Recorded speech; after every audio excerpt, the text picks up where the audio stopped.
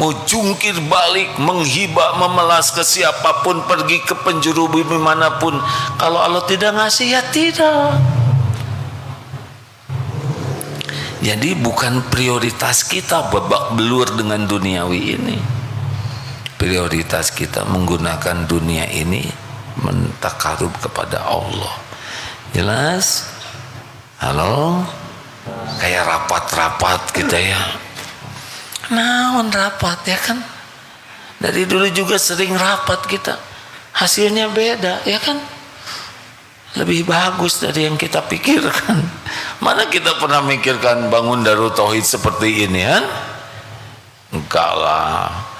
Kita mikirnya cenet-cenet, tapi tiba-tiba ini ada bangunan ini, tanah kebeli, sana ada, situ ada. Allah yang ngatur sebagai ujian.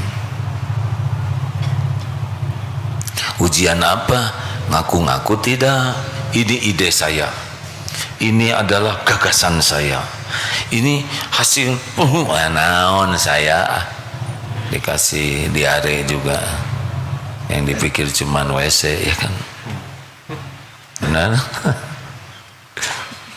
Saya aja dikasih asam urat kemarin, yang kepikir ngelindungin tangan gini. Kita bisa mikir juga dari Allah. Makanya prioritas kita yang utama adalah berusaha jadi orang yang kuat iman, yang yakin kepada Allah, yang terdominasi pikiran, hati, lisan Allah. Karena memang itu Nabi itu semuanya begitu. Makanya lihat dunia ini biasa aja. Kalau orang sudah terdominasi hatinya, pikirannya kepada Allah, lihat dunia ini gak ada apa-apanya. Walaupun punya, tapi semuanya milik Allah, benar? Punten ya, lihat presiden, menteri, jenderal, Mas Elon, siapa? Elon Musk, Alibaba. Biasa hanya lihat makhluk ciptaan Allah, nggak ada kagum-kagumnya, beneran. Lihat siapa, Mas Charles di Inggris, atau Mas Entrum ya di Amerika, ya gitu digilir, betul tidak? Ini sesuka Allah takdirkan, nanti juga lama-lama dah maut, giliran acting lagi.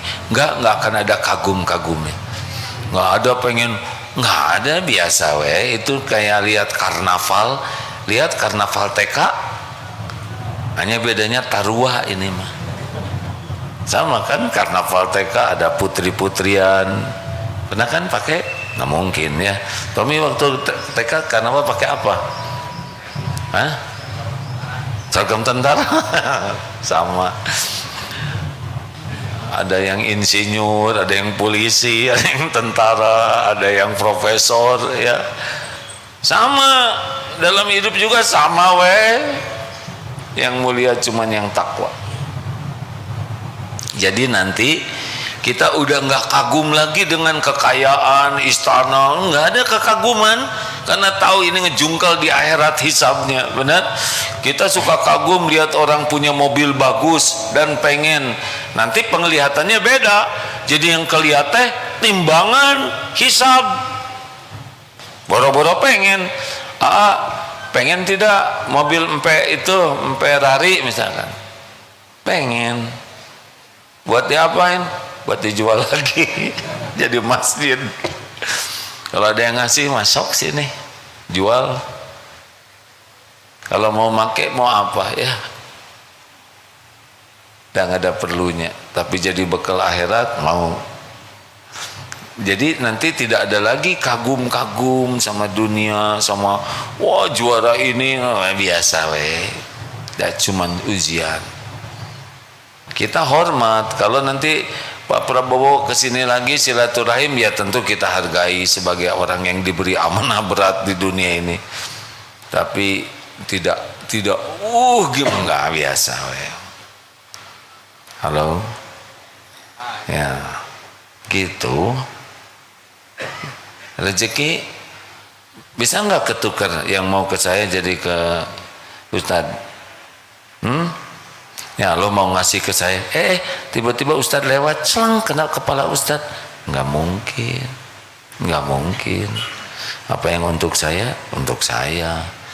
Apa yang bukan untuk saya, nggak akan ketemu dengan saya. Enak. Masa Allah ketuker-tuker, ya nggak? Ini mau ngedoa di multazam, sana. Kenapa maneh? Ya bisa jodoh orang pindah ke maneh, kurang iman. Nggak mungkin pindah.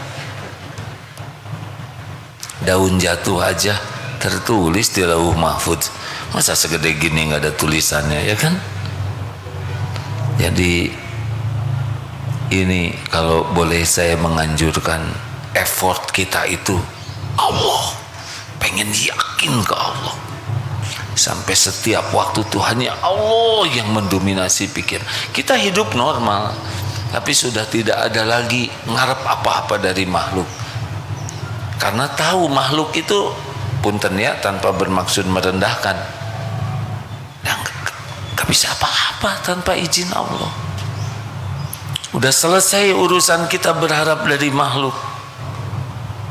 Yang selama ini membuat hidup kita ribet kan berharap dari makhluk. Ingin diketahui, ingin dipuji, ingin diakui, ingin dihargai, ingin diperlakukan spesial, ingin dicintai.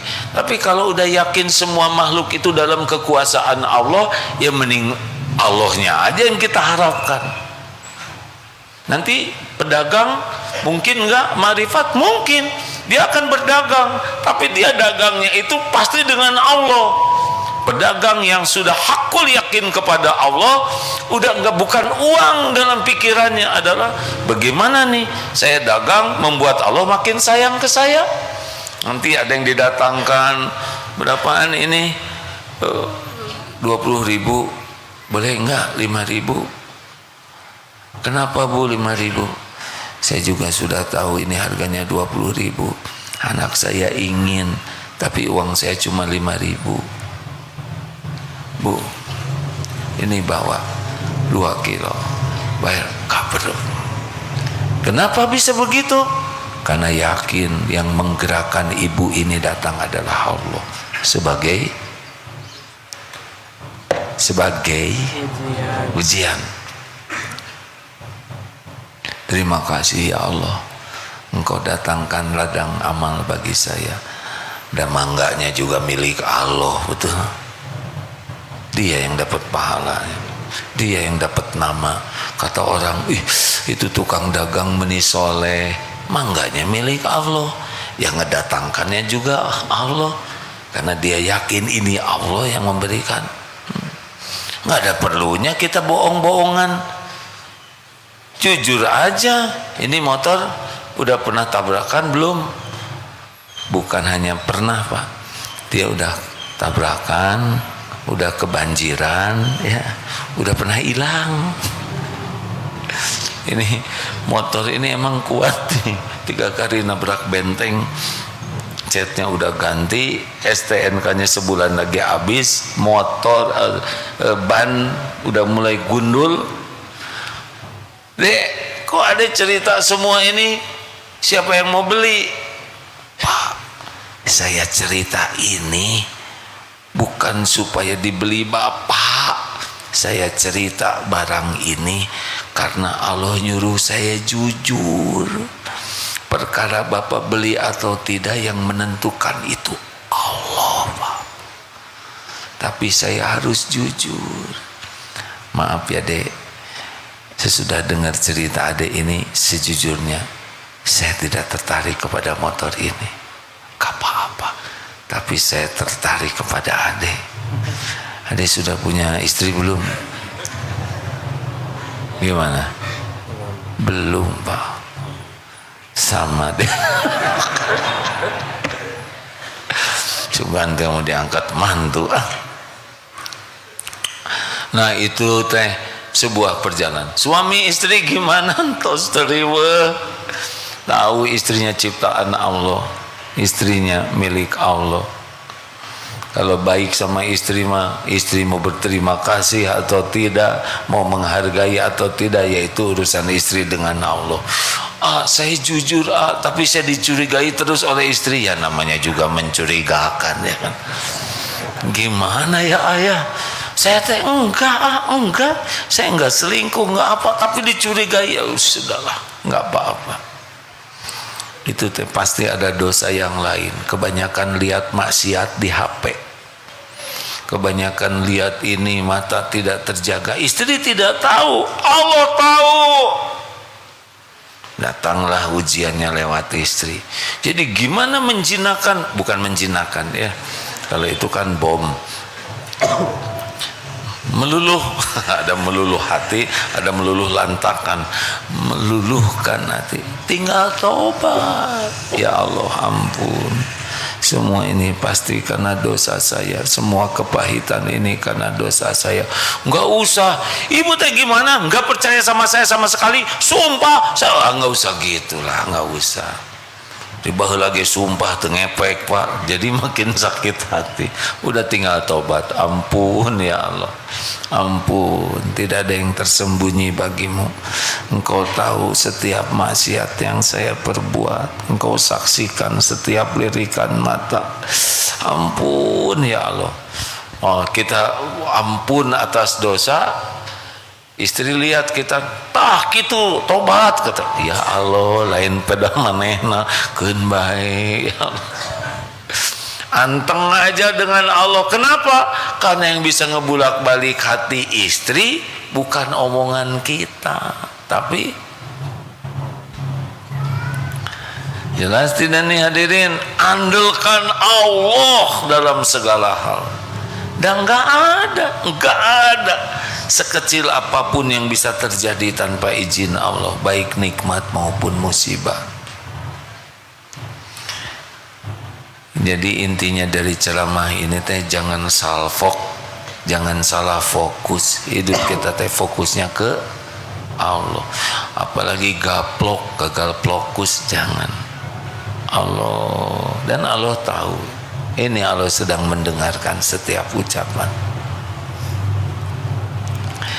Jadi masalah apapun, senang, susah, dicaci, dimaki, sehat, sakit, ada, tiada, sama, semuanya itu sarana kita dekat dengan Allah, ya. Begitu. Ya udah, itu aja. Jadi para santri, ini bukan tausiah awal tahun ya, tapi tausiah tanggal berapa? Tanggal 2. Jangan salah fokus di Darut Tauhid. Nggak usah mikirin karir lah. Saya pengen, ya nggak usah. Pengen jadi orang yang disukai Allah udah cukup. Jadi jangan ambisius cari karir apa-apa di Darut Tauhid. Saya ingin jadi manajer ini, saya ingin jadi kepala sekolah, saya ingin jadi direktur ini. Udahlah, nggak usah. Pengen jadi orang yang disukai Allah tiap waktu, nanti ngalir kok. Kalau memang itu baik, aman, jadi. Kenapa pada pilkada kemarin tidak banyak calon kepala daerah yang datang ke sini? Karena dia tahu jarang didoain. Saya enggak ngedoain beberapa calon kepala daerah yang kesini kan. Duh punten ya Kang, saya enggak bisa ngedoain menang karena belum tentu baik. Dulu ada yang didoain menang, terus jadi, sekarang dibui. Jadi saya nggak tega. Mau nggak? Oh jangan. Ya udah, semoga Allah takdirkan yang terbaik menurut Allah. Kalau baik buat dunia akhirat, mudah-mudahan sing jadi. Kalau enggak jadi baik, enggak usah, kalem aja lah. Gitu. Itu dia. Sekarang juga santri jadi jarang diminta didoakan kalau pertandingan teh, karena pasti nggak didoain menang. Kenapa saya nggak ngedoain menang? Karena kalau ngedoain santri Darut Tauhid menang, berarti mendoakan santri dari pesantren lain kalah. Jadi didoakannya apa ya, sing jadi amal soleh, itu aja. Mau menang mau nggak menang sama aja. Sekarang dia menang, dia tawadu, jadi amal, jadi amal soleh. Ada apa nih? Pasti kejadian izin Allah nih. Kebanyakan ngomong. Kalaupun kalah dia ridho, jadi amal soleh, sama aja sih. Tapi kan piala cuman plastik. Itu ada di situ piala sepak bola bekas ya. Tapi kan kami juara ngaji, ya nggak apa-apalah, tinggal dibalikin aja. Mau ngapain juga sibuk dengan piala, bener? Bukan tidak boleh bertanding, sok aja. Tapi kalau hanya cari piagam cuma kertas. Kalau cari piala plastik, itu juga dari plastik bekas ya. Harusnya cari Allah. Begitu. Tahajud yang bagus, tahajudnya banyak amal rahasia ya, banyak amal sembunyi-sembunyi. Itu salah satu latihannya. Allah seneng. Belajar, nggak usah ada yang tahu lah, cukup Allah yang tahu. Apalagi latihannya nggak usah ngarap-ngarap dari makhluk, nggak usah, berhenti aja. Nggak percuma ngarap-ngarap juga. Kalau Allah nggak ngegerakin mah nggak kejadian, benar? Jangan pengen dikasih apa-apa, jangan acting supaya orang jadi gimana, jangan. Lempeng aja, lakukan yang terbaik. Allah lihat, udah cukup. Jangan menghibah sama makhluk. Minta dulu ke Allah. Kalau mau minta apa-apa sama manusia, minta dulu ke pemilik segala-galanya ya. Jelas nih. Jangan ngatur Allah, lakukan aja yang paling baik. Allah udah tahu kok apa yang terbaik bagi kita.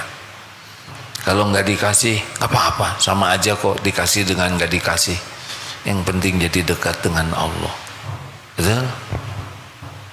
Betul? Jangan ribet di sini, di Darut Tauhid ribet dengan jabatan. Malu-maluin. Nggak usah nanya gaji orang lain, nggak akan dikasihin sama saudara ya.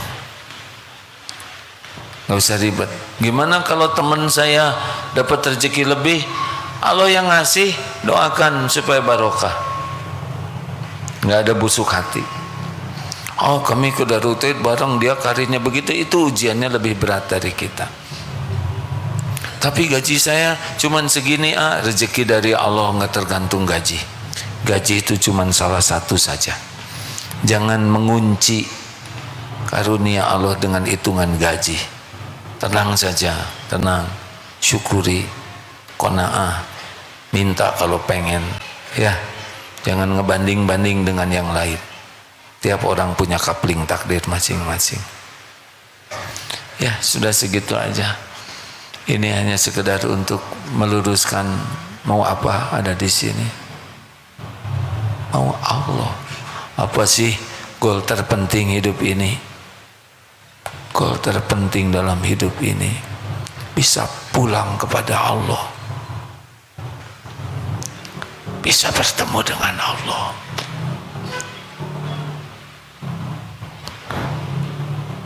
Itu yang terpenting. Di surga juga yang terpenting adalah bertemu dengan Allah. Itu betul kan? Dunia cuman mampir. Dunia ini untuk bekal supaya bisa pulang, ketemu dengan, berjumpa dengan Allah Subhanahu wa Ta'ala. Harusnya itu impian kita siang dan malam.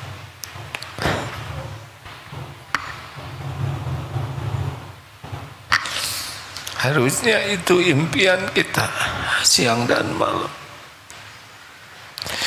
Ingin bertemu dengan Tuhan kita Allah Subhanahu wa Ta'ala. yang maha baik.